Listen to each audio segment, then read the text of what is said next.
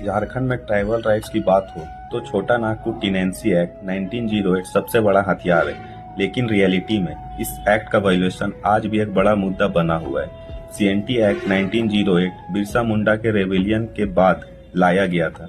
इसका मेन मकसद था ट्राइबल लैंड्स को नॉन ट्राइबल के कब्जे से बचाना। सेक्शन 46 ये सबसे इम्पोर्टेंट सेक्शन है जो ट्राइबल लैंड के ट्रांसफर पर रोक लगाता है। एक आदिवासी अपनी जमीन सिर्फ दूसरे आदिवासी को ही बेच सकता है, वो भी डिप्टी कमिश्नर डीसी की परमिशन से। सेकेंड पॉइंट है सेक्शन 49, इसमें एक्सेप्शन दी गई है।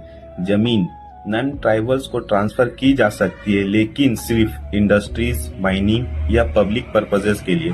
इसके लिए भी गवर्नमेंट रेवेन्यू डिपार्टमेंट की परमिशन मैंडेटरी है।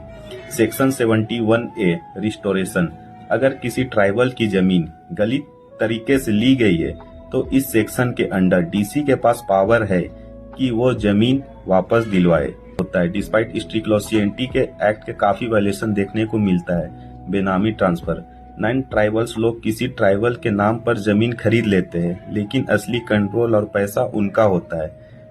सेक्शन 49 का गलत फायदा उठाकर एग्रीकल्चरल लैंड को इंडस्ट्रियल बोलकर लिया जाता है, लेकिन बाद में वहां रेसिडेंशियल कॉम्प्लेक्स या कॉमर्शियल शॉप्स बना दिया जाता है।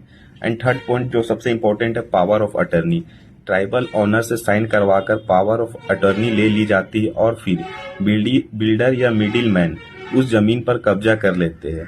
एंड फोर्थ पॉइंट है, कई बार लोग फर्जी कास्ट सर्टिफिकेट भी बनवाकर सीएनटी लैंड रजिस्टर करवा लेते हैं।